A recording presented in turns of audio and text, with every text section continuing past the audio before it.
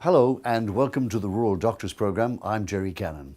In this broadcast we're going to be looking at smoke, asbestos and dust. But first up, here's a quick message from Rural Health West's CEO Belinda Bailey. Hi everyone and welcome to the first Rural Doctors broadcast for 2014.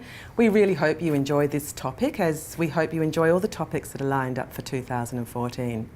The Rural Health West team and Education Steering Committee, which comprises of a lot of rural GPs from all over Western Australia, spend a lot of time thinking and planning about the Rural Doctors broadcasts each year. We really hope that they meet your general education needs and your specific learning objectives for each topic. But most importantly, we'll only know that if you actually feedback and give us some comments about whether or not we are achieving those goals.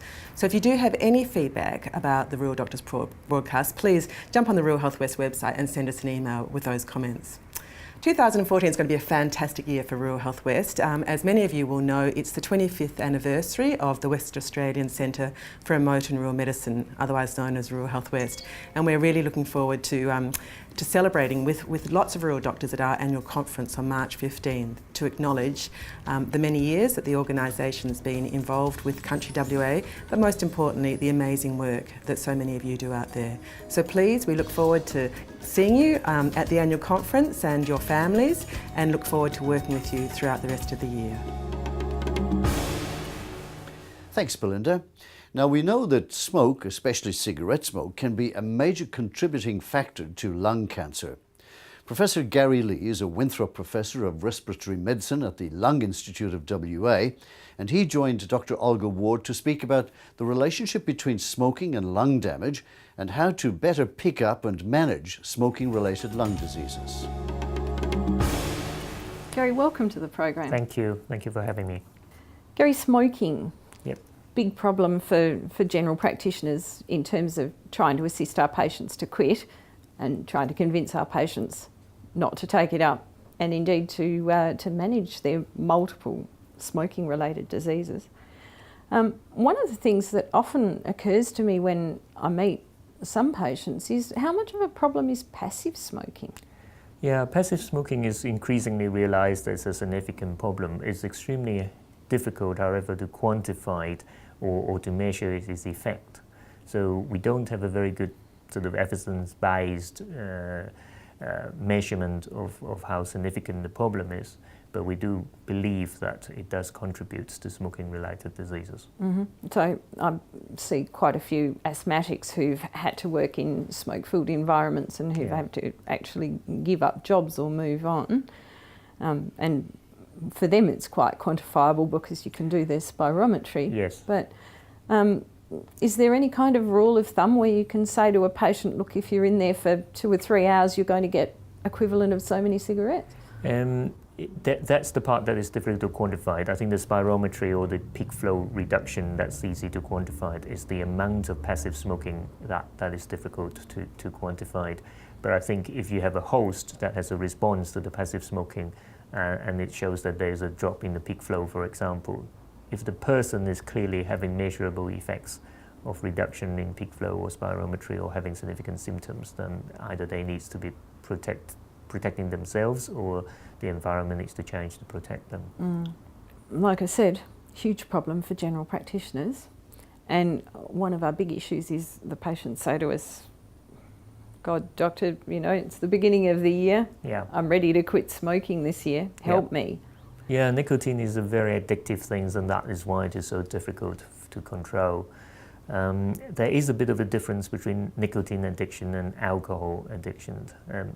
Alcohol addiction is more of a physical problem. So when the patients come in, for example, into hospital and they can't drink, you need to put them onto an alcohol withdrawal regime because there's a lot of physical withdrawal symptoms and signs.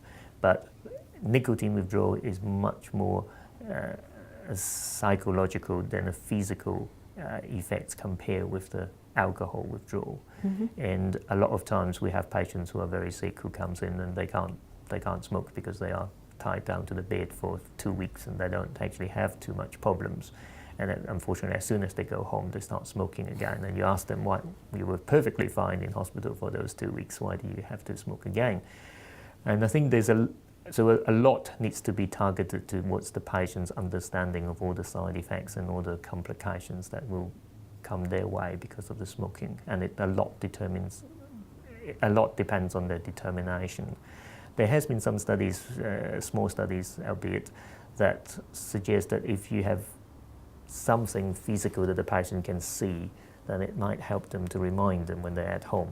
So a lot of times I actually measure the spirometry of the patients, I print out a copy, ask them to put it out on the refrigerator, and I'll say that this is your FEV1, you're down to 36% compared with the people of your age and height and gender, and every cigarette you're going to burn is going to burn a little bit more of that 36%, and you're going to disadvantage yourself further. And that sort of way sometimes helps as well. What about things like nicotine replacement gums, or indeed the things like Zyban and Champix that the patients ask for? So there's a lot of those, and some of them has been shown in large randomized studies to have some improvement. Unfortunately, a lot of them does not have a very sustainable effect, and also the improvement, although statistically significant, if you actually look at the absolute number, they're not going to be a magic bullet that helps people to give up cigarettes. But I think in people who have some withdrawal symptoms, that can actually be quite useful.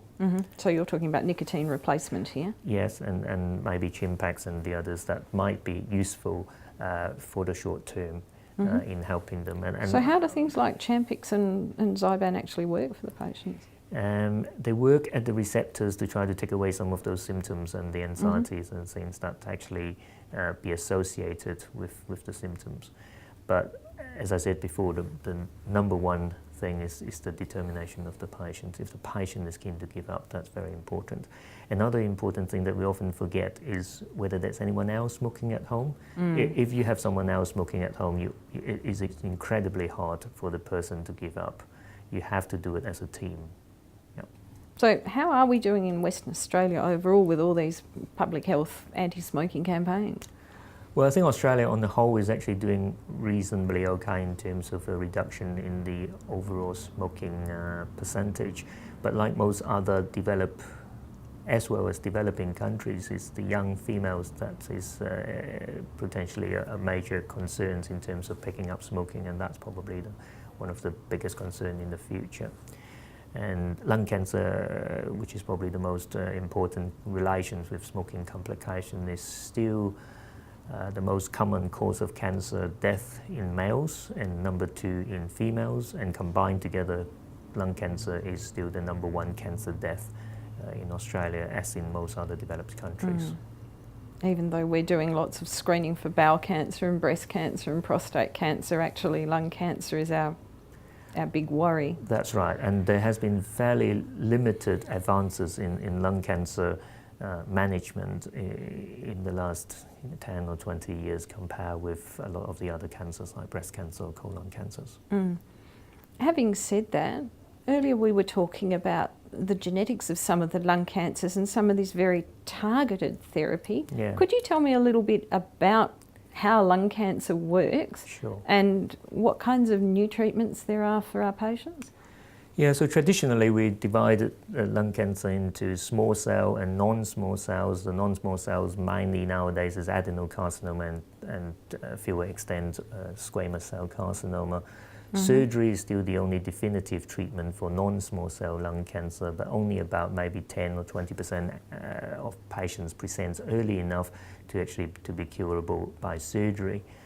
Increasingly, there has been a lot of molecular genetics advances in lung cancer, which now identify certain subtype of lung cancer by molecular testing that they harbor certain types of special mutation. The most common is the EGFR mutations, and if the patient has certain type of those mutations, there are now very effective oral drugs that can significantly improve the survival from, if it is stage 4 lung cancer, 3 to 6 months beforehand to now 18 months or easily above, with very minimal side effects.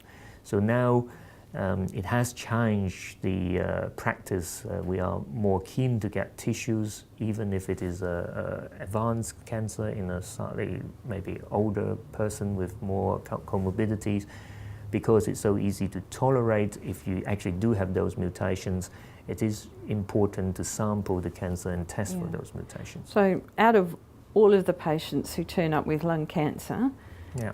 how many of them would actually have something that was treatable with this nice, simple oral regime? Yeah, it depends very much on the ethnicity and geographical distribution of your practice. In Asian countries, they have now about 30 or 40% of their patients may actually come in with those mutations. In Caucasian population, it is a little bit less. In Western Australia, I think the statistics is roughly about 10 to 15%. Okay, so that's still definitely Yeah, it's worth a about, shot at a biopsy for 1 pretty in much 8. everybody, Yeah, isn't that's it? right. And we have had pleasantly been surprised in cases where we think someone is so frail and so many comorbidities, it might not be worthwhile, but we tested it and luckily they were positive and they have a very significant improvement. Yeah. Now, in those earlier stages, I guess a lot of our patients, particularly those who smoke, will have a bit of a chronic cough. Yes. And we might do a chest x-ray. What are the kind of early features of a lung cancer that you might see on a chest x-ray? What would be a red flag for you? Yeah, I think chest X-ray is difficult because there's so many other shadows that can mimic cancer, and so you need to have a very reasonable size of tumor before you can actually pick it up on chest X-ray. So chest X-ray screening has not been shown to be too effective, and people have also done screening with sputum cytology and various biomarkers as a blood test. Probably the most exciting news in lung cancer screening in the last couple of years is a very large American trial, more than 50,000 patients. Anyone who has more than 30 pack years smoking history were given a low dose CT scan, so minimal radiation exposure on a yearly basis for 3 consecutive years. And the comparison group is people who just have chest X-ray and no CT scan. And it shows that there was a significant pickup rate of cancer in the low-dose screening group, and picking up them at an early enough stage that it actually, as a group, that group survives longer. So this is an example of the chest X-ray and the CT scan of the same patient. You can see that on the chest X-ray because of all the overlapping shadows of the ribs and the underlying lung markings, it's actually quite hard to detect the nodules. But on CT scan, you can easily detect nodules as small as this, and we can easily nowadays find nodules that are below a centimeter quite easily. It probably translates to about screening about 300 plus patients to save 1 life, but that compares quite favorably to, say, mammogram screening, which takes about more than 1,000 patients to be screened to save 1 life. So actually quite effective. Yes. Now, low-dose CT scanning, is that something that's available through all CT scanning centres, including rural ones, as far as you know? No, so that would be one of the issues. So that study came out maybe 18 months or so ago, and is now having a very significant impact around the world, because if every smoker have to have an annual low-dose CT scan, that has a significant implications on all health system, whether it's developed Medicare or will be developing. thrilled. Exactly. Yeah. So I think the health department is working through that at the moment to try to find a more centralized strategy of how we actually approach it in WA. There are places where you can have low-dose CT scanned in Perth, but I don't think that that necessarily is available in the rural setting. Okay, so if we were suspicious, we might have to piggyback some screening onto somebody's trip to Perth for something else. Yes. One of the other things with our smokers, quite apart from lung cancer and their horrendous COPD, is that for GPs, we'll see an elderly person who's smoked forever, 50 or 60 pack years, and they come into hospital for something else, and they're desperate for a smoke. And all rural health campuses have now been declared smoke-free. Yeah. And the poor old things can't stagger right to the edge of the street to have a smoke. How do you deal with those in big hospitals? I think we have to deal with that in a sensitive way. So ideally, we would say that we don't want to encourage to have a smoking environment at work. But I think at times, especially in people who are terminally ill or who have very advanced disease, that we need to make the compromise. And it's not uncommon that our nurses would take a wheelchair out to the smoke designated zones outside the hospital to let the patient have a cigarette. But it is also a very good opportunity to actually target those patients where you can actually start talking to them about the risks and maybe initiating some of those treatments that we said about while they're in hospital to try to help them to give up smoking. As I said before, that although some patients do have that withdrawal symptoms, the majority of them actually doesn't, and it's actually a very good opportunity that we perhaps is not doing enough while patients who are smoker when they're in hospital for other reasons to actually grab the opportunity and say that, see, this is the potential side effects, and we have a captive audience when the patient is in hospital. Perhaps that is an opportunity that we should explore to try to educate them. Now, one of the things I see in the paper occasionally is some controversy about nicotine inhalers. I'm very familiar with patches and gum and things that have been around for a long time. Nicotine inhalers, why would they be more harmful to the patient? Yeah, I think those, and then the other are the e-cigarettes, also the very controversial topics. I think there's some studies, but I think What's an e-cigarette? Yeah, it's a cigarette that you can put in a slightly very, very tiny amount of nicotine, and you give the same smoking sensations. It actually has smoke coming out, but the actual amount is very, very little. And that's very popular in Europe at the moment.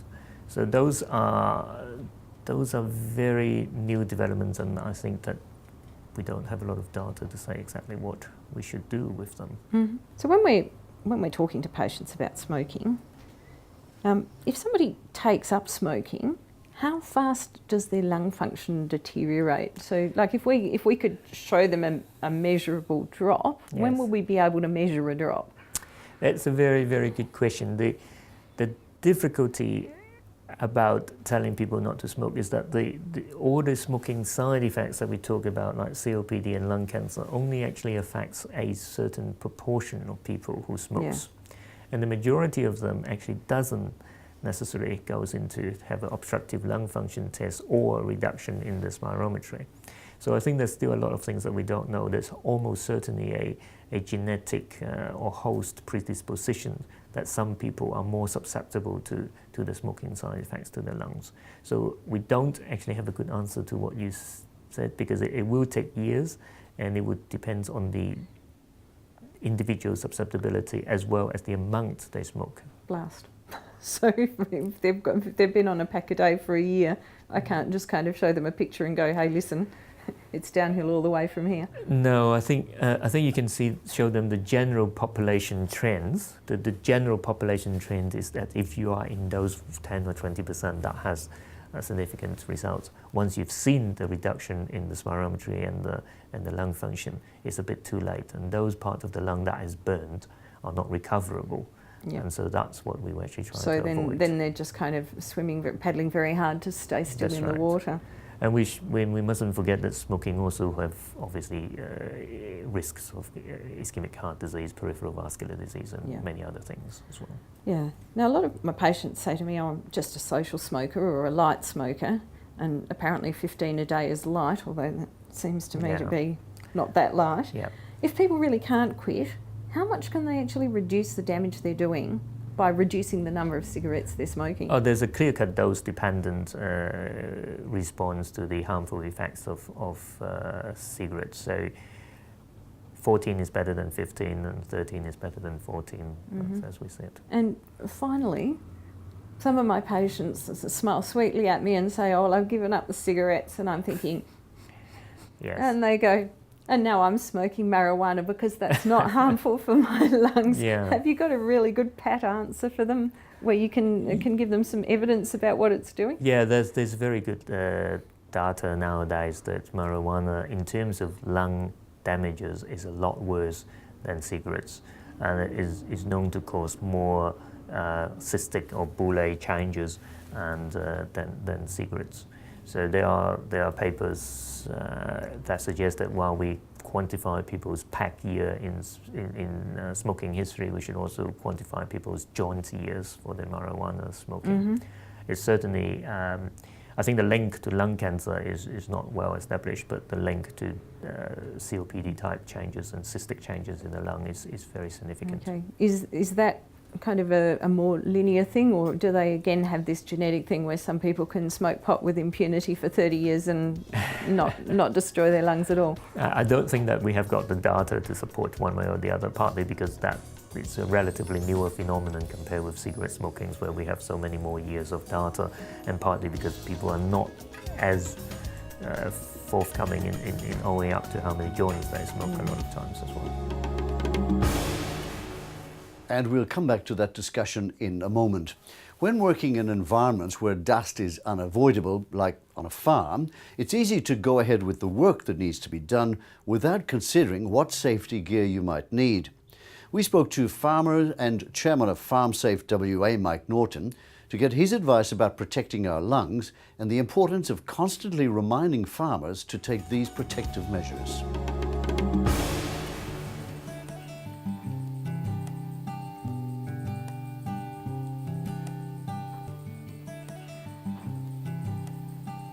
Farmers are always in a hurry. A lot of them probably haven't been really trained in the art of tooling up and managing a workshop. They're basically farmers, either dairy farmers or wheat farmers or beef farmers. But they've got to have a workshop, and it tends to be not kitted out like a normal garage. It doesn't have all the legal requirements that a normal qualified workshop does. So we tend to cut a few corners. But it's very easy to make sure that you don't cut corners, and you have a proper workshop, preferably a concrete floor, and have plenty of benches and that, so that you can put things in places where you put them every time, so you're not looking for them all the time. And things like glasses, and you certainly want 2 or 3 of them around, or half a dozen of these around the workshop. You're in a dusty environment all the time. You've only got to look around here. As soon as it dries out and there's a bit of wind, there's dust everywhere here. These are quick, inexpensive little things. If you're doing a bit of spray painting or that ute, for example, blowing it down with some with an air pressure gun.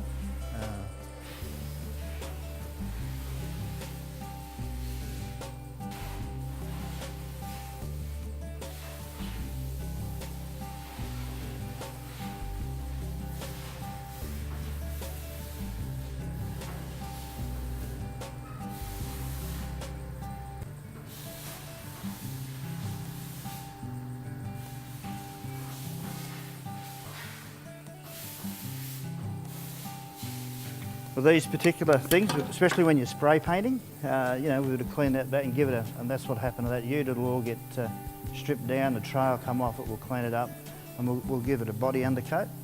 So when you get the sprays going, the paint going, you certainly need that, or especially when you're in grain dust, you need these proper filters.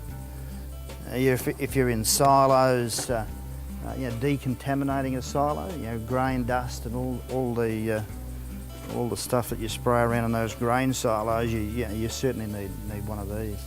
You'll get some conscientious, perhaps younger farmers might, where they've been sort of trained properly at ag college or somewhere. Older farmers are probably the worst offenders, and of course the average age of farmers is well into their 50s in this day and age, mid-50s. So we, in our younger days, were never trained or encouraged to use any of this gear, so we tend not to worry about it too much. unfortunately. And you can get caught so easy with a lot of the chemicals we use now, and a lot of the things that a lot of the air compressed gear that we've got that can pressurise things, and all that dust and haze and fumes that float around, you're sucking it all in. And once that happens, you certainly need either one of these. This one's got a paper filter in it, or even just one of these.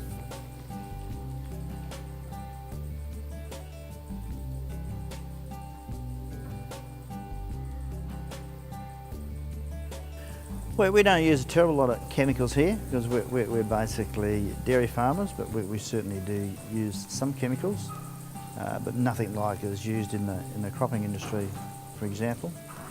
And you've only got to see how things have changed there. They're probably the grain farmers are much more adapt to managing chemicals now than what they were when they first come out, because there were quite a lot of deaths through inhaling some of those bad chemicals that nobody heard a terrible lot about, but a lot of farmers back in the early days, especially with deodorant in the fruit industry, kidney and liver failure, and a lot of that can be attributed back to the poor use of chemicals that, when it eventually died, wasn't attributed to that, but that's probably where it all started. My father died basically of emphysema, but he was 83. But for a lot of years, for the last 20 years of his life, he was on inhalers, and he certainly suffered because of it. And it was basically all the, when he did a lot of hammer milling of hay, for example, for the dairy. And when you're hammer milling hay, you're in a constant dusty environment where you're breathing in dust. He did a lot of mixing of hay and grain for the calves, for example, and he was constantly breathing in dust. He certainly did a lot of grinding of wheat, for example, for the pigs. And I remember the old wheat shed with the grinder. The joint was full of dust. You're constantly breathing in the grain powder.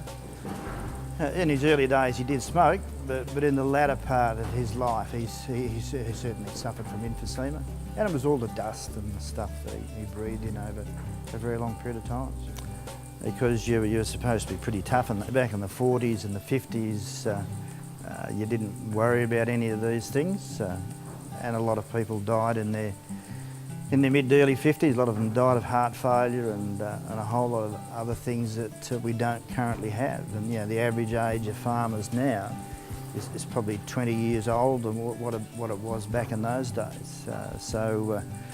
If we're going to live longer, it means you have to look after yourself much more better in the earlier stages of your life. If you're going to die in your 50s or 60s, well, probably a few of those things your lungs it's not all that important.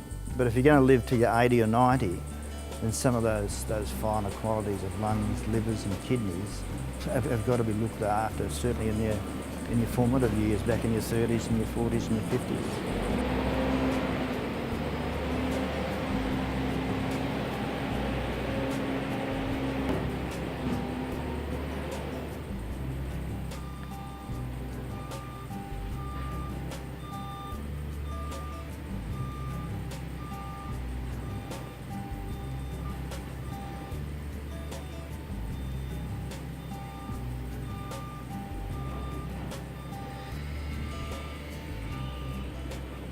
So I guess familiarity is the key to it.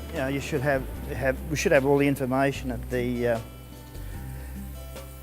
rural ag field days. Like Newdigate, like Darren, like Minganyu, and even some of the ag consultants when they have field days, when the ag department has field days. It's all about making people aware of it. What about this? It's a little bit like the smoking stuff, they have it on packets, so it's making things familiar that sort of strikes home. And in agriculture, we probably don't do enough of it. We're more interested in how much more crop we can grow, or how many more kilos of beef we can grow, or how many more litres of milk we can produce. Perhaps farm health is something that, don't worry about that, should be right, mate. And I think the thing is to target the female members of the family unit, because they're much more receptive than what the guys are. And if you've got your wife hunting you around all the time, put your helmet on, do this, do that, there's more chance of getting people to do it than if you just sort of keep on focusing on the blokes. And of course, it's a lot of the women do the bookwork now. A lot of them do a lot of the strategic planning in farm businesses. So they're probably an overlooked resource for many years. The lady was seen as the housewife and the cook and the fetch and carry boy, but that's not the case anymore. They're very much an integral part of the whole operation.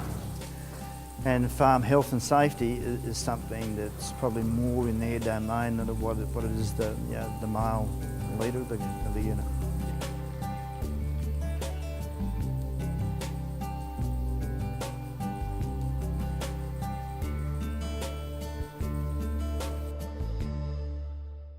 And our thanks to Mike for his time. Farms aren't the only dusty environments. There are all sorts of chemicals and particles that can damage the lungs that we can come across while at work or at home. Professor Gary Lee and Olga Ward talked about this sort of lung damage, including damage by asbestos, which is still a very significant problem in Western Australia. Almost every chest x-ray of an older bloke that I seem to get a report for has a comment about some pleural plaques. Right. I can't always see these pleural plaques. Can you show us what they're actually talking about? Sure. So we'll show you a chest x-ray. So this patient has got pleural plaques, and these are the calcified lines on the x-ray. So you can see that they lines the pleura. They often also lines the diaphragm as well. Okay, so when we're looking for pleural plaques on any chest x-ray that we happen to be reporting ourselves, we should be looking mediastinal edges and along the diaphragm. Yeah, and the parietal. The parietal pleura. Yeah. And often they also have so-called on-face plaques, because the plaques may actually right in the front, and they can mimic lung lesions because they're right in the front. But the trick is that they're often not circumferential, because they're not surrounded by an air interface 360 degrees, so you can't actually see the whole edges. Okay, but if you saw something like that, you might well go ahead and CT the patient's chest. You might do, yep. Yep. How worried would you be if your patient has pleural plaques as an incidental kind of finding? Yeah, we see that quite often, and all it means is that the patient has an insult to the pleura, and in the setting of Western Australia, that's most likely due to asbestos exposure. It tells us that the patient has got asbestos exposure, but it by itself doesn't mean any significant disease. Okay, now you said in Western Australia and most likely. Yeah. What other things would we maybe have to flag with some of our patients as causing their pleural plaques? Yeah, so pleural plaques is basically healed or scarred areas of the pleura, so any injury to the pleura can result in pleural thickening, or when it's calcified, we often see them more prominently on the chest x-ray. So potentially TB, trauma, or any significant previous infections can also result in these pleural scarrings. Old pulmonary emboli? Pulmonary emboli don't usually affect the parietal pleura so much, though, so that would be less likely to cause pleural thickening and scourings. Yeah. Now, I've had one or two patients whose x-rays have looked absolutely shocking. Yeah. In fact, one guy who we thought had a pleural effusion that took up 50% of his lung. Right. And I'd only x-rayed him because of cough. And then we did the CT, and they said, oh no, this is old pleural plaques in a bloke who's obviously been an electrician and crawled around in a lot of roofs. Symptoms weren't terribly inspiring. What would make you look a lot harder? The pleural plaques tends to be on the parietal pleura, so that's the pleura on the chest wall and the diaphragm. So it doesn't actually by itself affect lung function, and it shouldn't, in the vast majority of patients, shouldn't actually cause any symptoms. So therefore, if someone actually presents with symptoms, such as pain or shortness of breath, then it would certainly needs to be taken more seriously. As I said, the pleural plaques is a marker for asbestos exposure, so you will be a bit more suspicious that they may be at higher risk than the general population of developing asbestos-related lung or pleural diseases. So what sort of imaging or measuring would you recommend to give us a very definitive answer about a patient's asbestos damage, and then how often do you repeat it? Yeah, that's a very, very, very good question. I think there would be one school of thought to say that if the patient is not symptomatic, you may not actually do anything at that point. But on the other hand, there's another school of thought that would at least do a baseline CT scan to actually look for any the extent of the involvement, especially if they have got underlying lung fibrosis. Another approach we often do is that we actually do measure their lung functions to see if they have any restrictive type changes that might suggest that they might have underlying lung fibrosis. Obviously, besides imaging, we do also examine the patients. If they have got crackles in the lungs, that would be very suggestive that they might have underlying asbestosis, which is the lung fibrosis related to asbestos as well. Mm-hmm. So what kind of damage do you see? You see pleural plaques, and then you actually see lung scarring? Yes. So there are about 7 common things that we see with asbestos respiratory diseases. The most common, as you said, is the pleural plaques, which are no long-term consequences by themselves.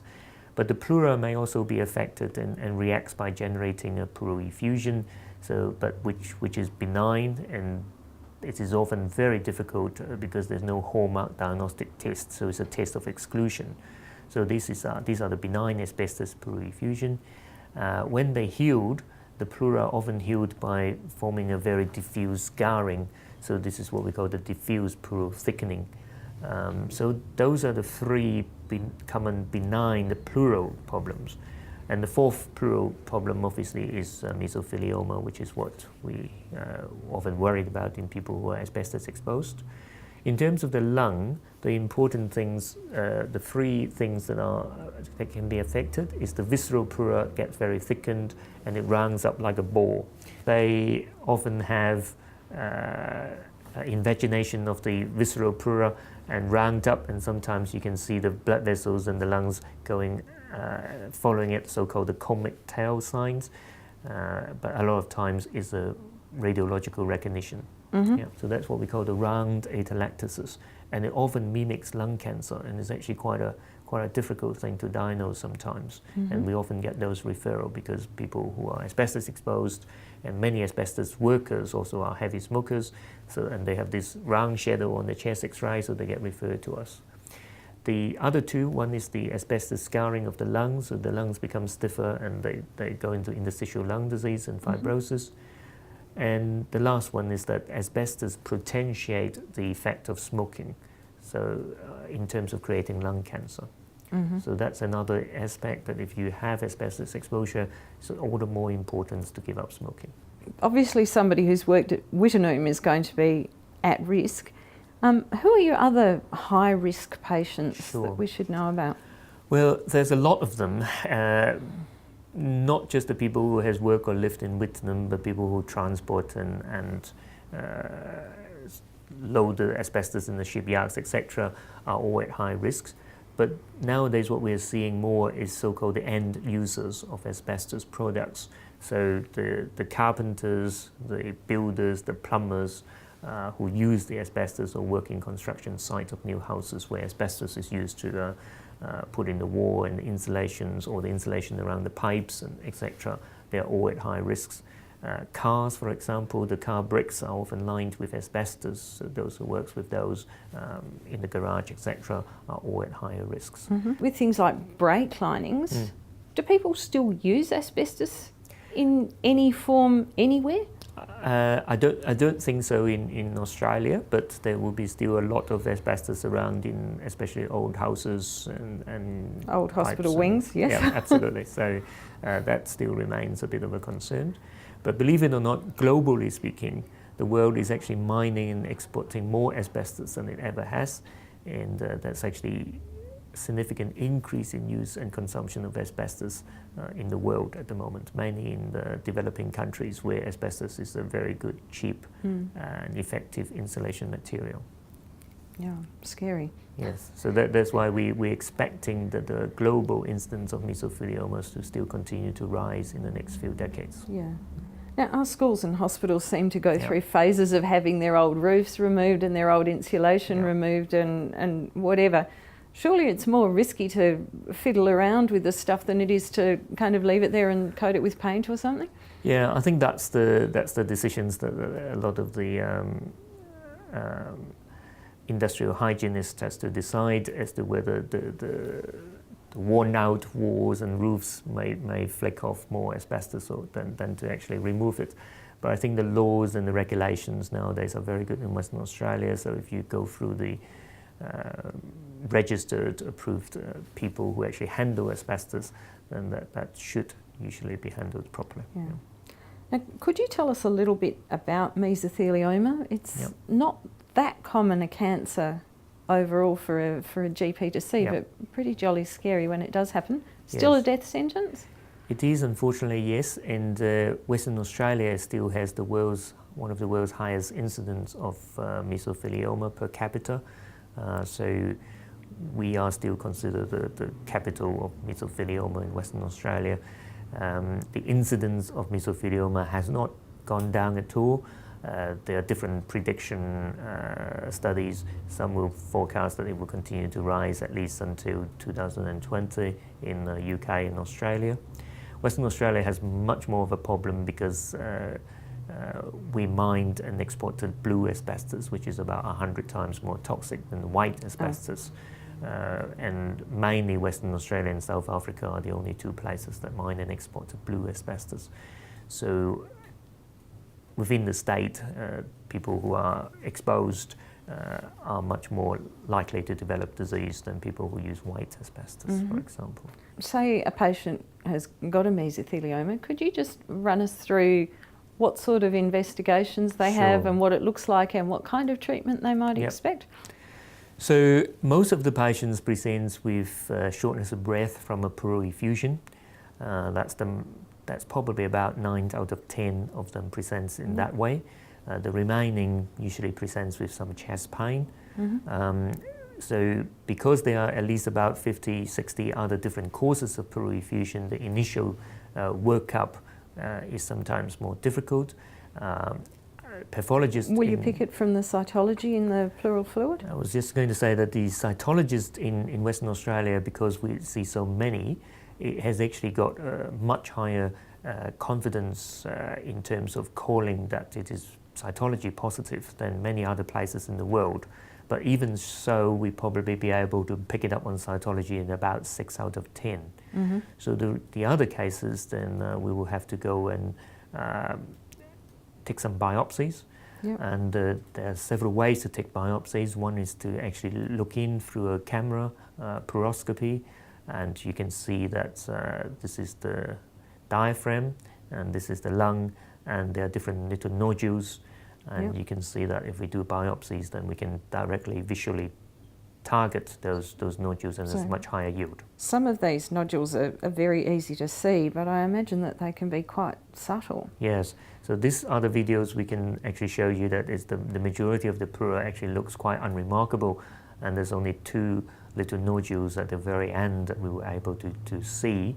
So nowadays we got better instruments that are more flexible, and we can actually negotiate a lot of corners and adhesions and get to the right places. The other options we're using a lot more is actually imaging guided biopsies.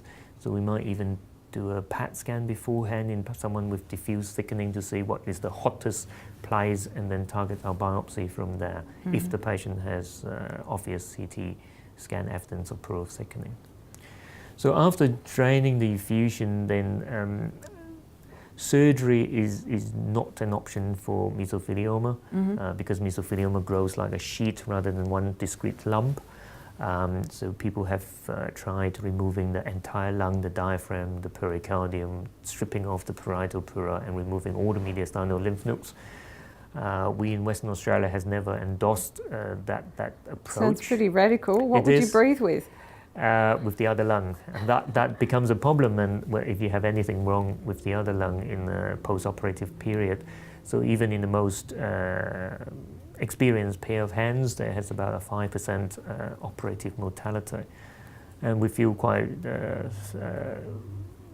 justified in our approach all these years, because the randomized studies in England that was published about 18 months ago shows that indeed if you have surgery, you live about 5 months shorter than people who does not have surgery. Radiotherapy is only useful to deliver radiation to a very localized area, so it's very useful if you have pain in one spot or if it is compressing or invading a vital structure, but it's not useful to cure mesothelioma because it can't be delivered to such a wide surface. So chemotherapy is the only thing that has actually been shown to improve survival, but even in the best chemotherapy regime in the randomized study, the improvement in survival is only about 10 to 12 weeks. Luke. And do you do anything like intrapleural chemo, the way they do intraperitoneal chemo? That has also been tested, and believe it, that the lack of definite changes in clinical practice or improvement is not because of lack of trying. There's been hundreds, if not thousands, of things that has been tested. And intrapleural chemotherapy is one of them, and they even tried at heated intrapleural chemotherapy at 42 degrees that it helps to kill cells, but none of those has actually shown to be effective. So at the moment, if your patient wanted to kind of chat this through with you and they elected not to have the chemo, it's not going to make that much difference? Yeah, I think. Or are you buying them some quality of life with the chemo? Well, that's right. So the importance about chemotherapy is not so much that they are used as a prolongation of life, but it also has been shown to improve quality of life. So if the patient doesn't have much symptoms, then often our medical oncologists won't start treatment because that won't actually improve anything. But if they do have symptoms or they have measurable disease that you see the tumor is growing, then that would be a reasonable attempt. But the goal of managing patients with mesothelioma right from the start would be to try to remove as much of the symptoms as we can, to allow the patients to be as symptom-free, to do the things that they want to do for as long as they can. That's what I usually say to the patient. It's not what the X-ray looks like, what the CT scan looks like, it's how they feel that matters. And our thanks to Professor Gary Lee for his time. Well, we've spoken about the initial management and diagnosis of someone who's come into contact with asbestos, but not about the ongoing support that needs to be given years down the track. Professor Bill Musk is a respiratory physician, and he's been a chief investigator for the National Centre of Asbestos-Related Disease. Bill, welcome to the program. Thank you. Can you remind us when we stopped actually mining asbestos and who still would be coming into contact with asbestos materials? Well, we stopped mining asbestos at Wittenoom, which is the main place where Western Australia's asbestos came from, in 1966. But we imported asbestos from South Africa. There was a white asbestos mined in New South Wales at Barraba up until the mid-80s. And we imported quite a lot of brown asbestos from South Africa over the years until the early 80s. So there was still plenty of asbestos circulating in the community right up until the mid-80s. Is there any way to effectively correlate levels of exposure with probability of developing disease, or is it quite random? No, there's one of the positive things about the work we've been able to do in Western Australia is that for the Wittenoom people, we've been able to make estimates of the degree of exposure they had, the amount of exposure that they had, because measurements were made in the mine and the mill at Wittenoom, and we had the employment records of the Australian Blue Asbestos Company, which employed all the people there, and we were able to allot to everybody that ever worked there a dose of asbestos, and we knew the timing of it. So we've been able to show dose-response relationships, that is, more disease from greater exposure for all the jobs at Wittenoom. Have the rates then of diagnosis of asbestos-related disease in Western Australia peaked, and have the total numbers peaked? Well, there's no such single entity of asbestos-related disease. There's asbestosis, which is the one that people were more likely to get in the early days. The rates of that have certainly gone down, although we still see an occasional person who develops asbestosis many years later. Then there's lung cancer, especially in smokers, and that's somewhat dependent on the type of asbestos people have been inhaling. What worries most people about asbestos, because it can occur many years later, is malignant mesothelioma, and that's particularly related to blue asbestos. And the risk of getting mesothelioma doesn't increase until 10 or 15 years after the exposure started, but then it increases exponentially, at least for 40 or 50 years. And then the rate of increase levels off, but there is no time when there's no risk that we've been able to document at this stage when anyone can consider themselves free of the risk as time goes on. So if you've been exposed to asbestos, then you have a lifetime risk? Absolutely. Once it gets into the lungs, it stays there, and it's very difficult for the lungs' defence mechanisms to get rid of it. If I could give you an example, fibres are long, thin things. They go down the airways mainly determined by their diameter, but once they get down there into the gas exchanging parts of the lung, the process of removal is up to cells which need to engulf the fibres and carry them back onto the airways where they can be coughed up, or into the lymphatics where they circulate around the body. The trouble is that cells die in the process, and although we get rid of about 10% of the burden of asbestos in our lungs every year, there's still 90% left at the end of every year, and so the risk of mesothelioma particularly increases with time since first exposure. So if someone's diagnosed with asbestosis, what type of support and treatments do they actually need? Well, asbestosis is a form of pulmonary fibrosis of the lungs. It makes the lungs stiff, which makes the work of breathing harder, so patients become breathless. It interferes with gas exchange, so they tend to become hypoxemic, low oxygen levels, initially just on exercise, but then at rest.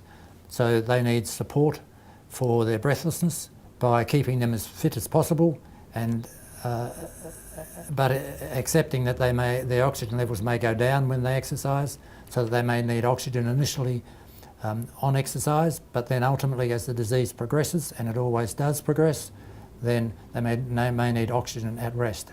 So essentially we're talking management of that process, not Yes. treatment of that process, really. There isn't a treatment that has been shown to affect the progression of asbestosis. We had on the program just a little while ago a group of people with COPD who were involved in an exercise program that obviously was having benefits for them, pulmonary rehab program. Is the same sorts of programs what we're talking about, or is there a difference in the management of something like COPD and asbestosis? No, in principle, pulmonary rehabilitation is applicable to people with asbestosis. Their needs in pulmonary rehabilitation are different in that they need oxygen with exercise or following exercise at an earlier stage of their disease than people with airflow limitation. But in principle, it's the same. What about lung cancer? You said that that's more associated with white asbestos. Well, it does seem to be so, but people in Western Australia have been usually exposed to a variety of asbestos forms, unless they were Whitney people where their exposure was purely to blue asbestos. And they are all at increased risk of developing lung cancer, especially if they smoke. And the relationship between smoking and asbestos and lung cancer is that the different agents multiply the risks of the other. And so people who've been exposed to asbestos, we cannot take the asbestos away. The risk from asbestos increases as time goes on, at least for the first 20 or 30 years. The risks from smoking multiply the risks from asbestos. So we need to stop them from smoking so as to reduce that effect on their lungs. Is there a difference in the types of lung cancer and the progression of the disease with asbestos involvement or not? Not really. Some years ago we did that study here in the Whitney people, and the histological types of asbestos-induced cancer are the same as those from smoking. So you cannot tell which agent caused the cancer because the cancers look the same. What about mesothelioma? Where are we at with the management of that disease? Well, we're applying a lot more treatment for patients with mesothelioma now. We don't have an early detection system. There is no test that we can do to see if someone's has an increased likelihood of developing mesothelioma, and we don't have anything to tell us that if we did find it early, that we could do anything useful about it. There has been a blood test that was developed here by Professor Bruce Robinson, which tends to be increased in people with mesothelioma, but the reliability of that test isn't good. If the test is positive, then we don't know where to start looking for the mesothelioma. It could be either lung, and unless there's something on an X-ray to tell us where to start looking for it, we're not. It makes it very difficult to know where to start. And even if we do find it early, we don't have a good treatment to offer to improve the outlook. That is, at least up until recently, when new chemotherapy, relatively new, has been introduced, which has been shown to increase survival but never cure for mesothelioma. There aren't any clinical trials that I'm aware of for people with asbestosis, but there are clinical trials going on all the time, especially in relation to chemotherapy and also for radiotherapy with lung cancer and malignant mesothelioma. And the mesothelioma trials in Western Australia have been abreast of the world, and Professor Anna Nowick is a world expert on chemotherapy for malignant mesothelioma. But the same sort of thing goes for lung cancer, although not quite as prominent as for mesothelioma.